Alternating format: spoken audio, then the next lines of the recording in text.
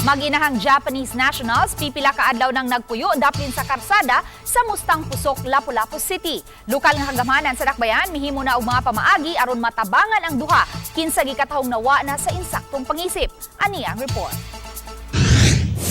Gipabalhin na sa gawas ni ining usa ka panimay ang mag-inahang Japanese nationals nga gikatahong pipila ka adlaw nang nag-istar ug nagpasilong lang sa ilawom sa kahoy. Gawas sa pagkaon ug tubig mainom, gihatagan usab sila sa lokal nga hagamhanan ug steel bed aron ilang kapahilunaan ug gitabilan lang kini og trapal isip proteksyon batok sa uwan ug init. Apan ang caretaker sa panimay, diin mipahiluna ang mag-inahan nang hinaot nga mapabalhin na unta ang mag-inahan kay di siya makasud sa balay kay sa main gate man mismo mipahiluna ang mag-inahang langyaw. Makuha dayon man ba kay aron makasud ko makapanlimpyo ko.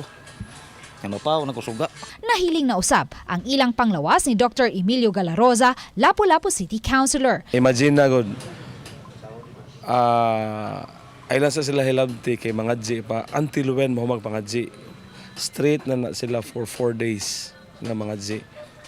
Pero mo na akong assessment murag nag-hallucination so most likely they have a mental health problem. Nasayran nga sukad pa niadtong Marso 2021, nag-istar sa usa ka hotel sa alang-alang Mandawi ang mag-inahan. Apan kalit lang kining mibiya ug nasayod na lang ang manager sa hotel sa ilang kahimtang sa post sa social media. Gitataw sa general manager sa hotel nga sa unang pipila ka buwan sa pagpuyo sa naasoy mga langyaw sa ilang hotel, maayo pa ang paminsar nila. Naay mga instances nga murag mo syagit lang siya kaning daughter in the middle of the night so nagyoy mga guests nga madisturbo.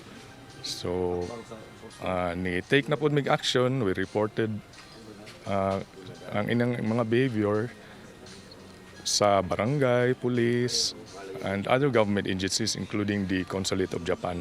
Giduaw na sa taga-Japanese consulate ang mag-inahan ug gihinabi. Ang plano gid is kanang ipabalik din sa Japan but before i-have to kanang arrange jud sa kanang ilang documents kanang passport.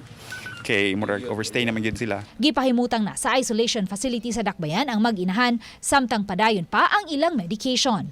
Uban ni Marlon Melgazo, Luan Merondina, GMA Regional TV Live.